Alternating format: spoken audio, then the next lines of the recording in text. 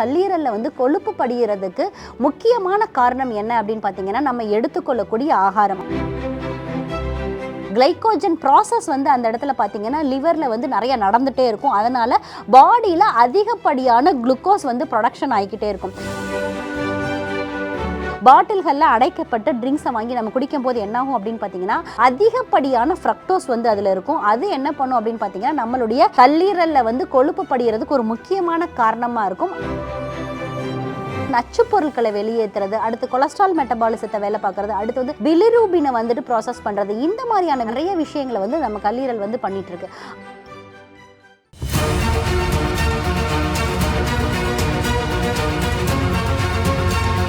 Doctor Srivarma's அழகும் ஆரோக்கியமும். ஸ்ரீவர்மா நேர்களுக்கு வணக்கம். நான் உங்கள் டாக்டர் ரேவதி. இன்னைக்கு நம்ம பார்க்க போற டாபிக் என்ன அப்படின்னு பார்த்தீங்கன்னா நம்மளுடைய தினசரி வாழ்க்கையில கல்லீரலை அஃபெக்ட் பண்ணக்கூடிய 3 ஹேபிட்ஸ் என்ன அப்படின்னு சொல்லிட்டு பார்க்க போறோம். நிறைய பேர் நினைக்கிறாங்க நம்ம ஆல்கஹால்ஸ் மாதிரி பழக்கங்கள் இல்லை, நமக்கு ஃபேட்டி லிவர் போன்ற பிரச்சனைகள் வராது அப்படின்னு சொல்லிட்டு. ஆனா இதுல ஒரு முக்கியமான விஷயம் என்ன அப்படின்னு பார்த்தீங்கன்னா நீங்க மது பழக்கமே இல்லாமல் இருந்தால் கூட இப்ப நிறைய பேருக்கு கல்லீரல்ல ஃபேட்டி லிவர் படிகிறதோ இல்ல அக்குமுலேஷன் ஆஃப் ஃபேட் இருக்கிறதோ இல்லைன்னா அந்த கல்லீரல் மெட்டபாலிசம் சில மாற்றங்கள் இருக்கிறத நம்ம கண்கூடாவே பார்க்கிறோம். இந்த லிவருக்கு பாத்தீங்க அப்படின்னா 500+ ஒர்க்ஸ் இருக்கு. அதாவது அதோட ஃபங்க்ஷன்ஸ் அப்படின்னு பார்க்கும்போது மெயினா நம்ம பாடியில் இருக்கக்கூடிய டாக்ஸிசிட்டியை வெளியேற்றுறது, அடுத்து புரோட்டீன் மெட்டபாலிசத்துல ஒர்க் பண்றது, அடுத்து நச்சு பொருட்களை வெளியேற்றுறது, அடுத்து கொலஸ்ட்ரால் மெட்டபாலிசத்தை வேலை பார்க்கறது, அடுத்து பிலிரூபினை ப்ராசஸ் பண்றது, இந்த மாதிரியான விஷயங்களை நம்ம கல்லீரல் பண்ணிட்டு இருக்கு.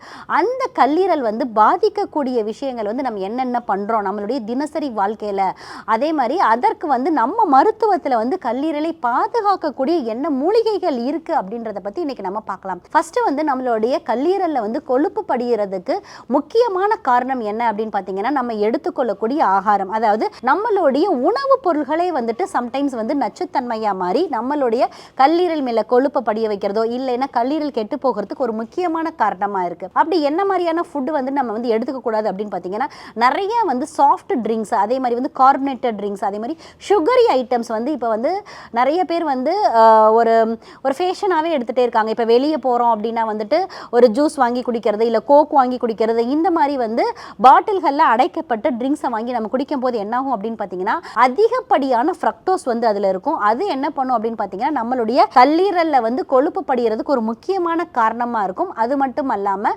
கல்லீரலில் நாளடைவில் பார்த்தீங்க அப்படின்னா அது ஷ்ரிங்கன் ஆகிறதுக்கும் நிறையவே வாய்ப்பு இருக்குது. ஸோ இந்த மாதிரியான துரித உணவுகள், அதே மாதிரி மெயினாக கூல் ட்ரிங்க்ஸ் அதிகமாக குடிக்கிறது, அடுத்து நிறைய புரோட்டீன் ட்ரிங்க்ஸ் நான் எடுத்துக்குவேன். காலையில் ஜிம்முக்கு போகும்போது பார்த்தீங்க அப்படின்னா இந்த ட்ரிங்க் எடுத்துட்டு நான் ஜிம்முக்கு போவேன்.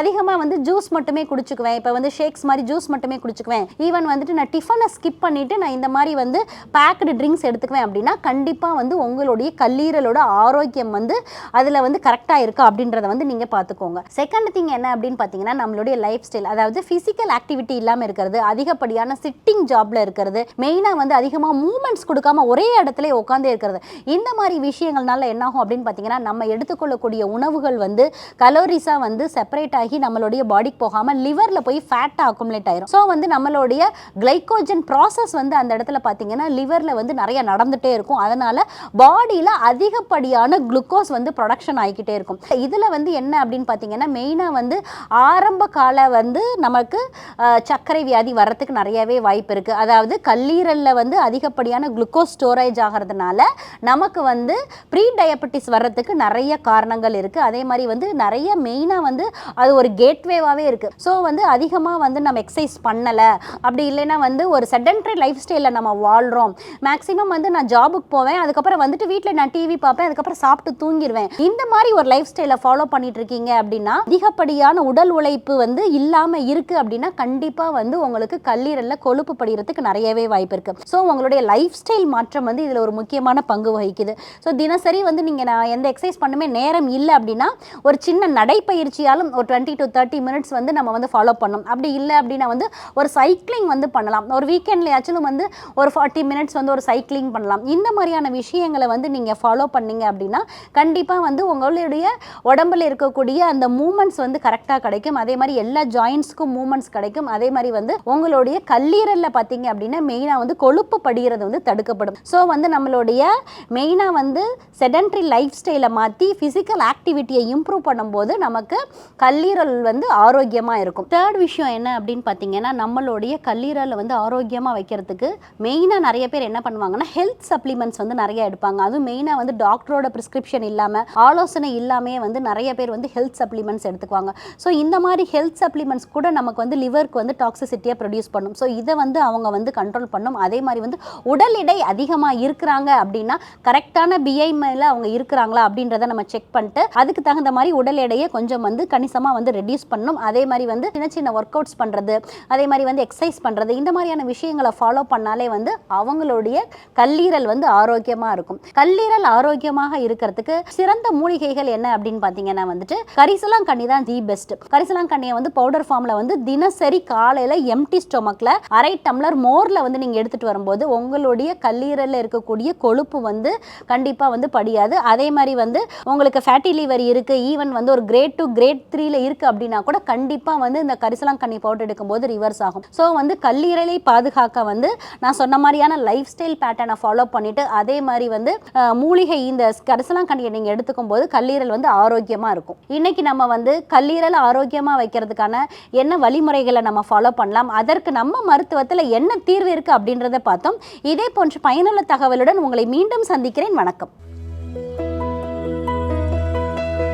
உடலும் உயிரும் நலமுடன் என்றும் இருக்கு,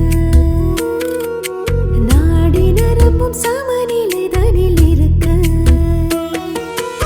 ஆயுர்வேதமே நோய்கள் தீர்க்குமே, அகமெங்கிலும் புறம் யாவிலும் வாழ்வென்றும் குணம் தந்திடும் டாக்டர் ஸ்ரீவர்மா.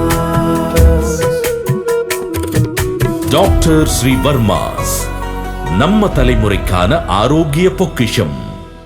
ஸ்ரீவர்மா ஆயுர்வேதா மருத்துவமனையின் வெல்னஸ் குருஜி அவர்களை ஆகஸ்ட் மாதம் 1ஆம் வாரம் 5ஆம் தேதி புதன்கிழமை காலை 7 மணி முதல் மாலை 4 மணி வரை வேலூரிலும், 6ஆம் தேதி வியாழக்கிழமை காலை 6 மணி முதல் மாலை 4 மணி வரை ஓசூரிலும், 7ஆம் தேதி வெள்ளிக்கிழமை காலை 5 மணி முதல் இரவு 9 மணி வரை பெங்களூர் அல்சூர் கிளையிலும், 8ஆம் தேதி சனிக்கிழமை காலை 5 மணி முதல் மதியம் 3 மணி வரை பெங்களூர் அல்சூர் கிளையிலும், 9ஆம் தேதி ஞாயிற்றுக்கிழமை காலை 10 மணி முதல் இரவு 9 மணி வரை கோடம்பாக்கத்திலும் சந்தித்து மருத்துவ ஆலோசனை மற்றும் ஆசி பெற தொடர்பு கொள்ள வேண்டிய தொலைபேசி எண்கள் 9500 946634 9500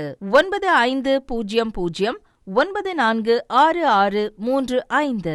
ஆச்சார்யா டாக்டர் ஸ்ரீவர்மா அவர்களிடமும் வெல்னஸ் குருஜி அவர்களிடமும் நேரடியாக பயிற்சியும் ஆசியும் பெற்ற doctor Hemala Tiruvallur, doctor Aneesh Fathima Ambattur, doctor Surya Kodambakkam, doctor Jayaroopa Manapakkam, doctor Radha Velachery, doctor Jayakanthan Pondicherry, doctor Pooja Tiruvannamalai, doctor Saraswathi Salem, doctor Suryabharathi Trichy, doctor Abirami Thanjavur, doctor Abina Mubisha Madurai, doctor Jebashin Nagercoil, doctor Malathi Coimbatore, doctor Sonali Hosur, doctor Guna Apsara Bangalore, doctor Navneeth Hyderabad, doctor Siddhanath Mumbai. பட்டப்படிப்பு மற்றும் பட்ட மேற்படிப்பு முடித்த மருத்துவர்களை சந்தித்து சிகிச்சை பெறலாம்.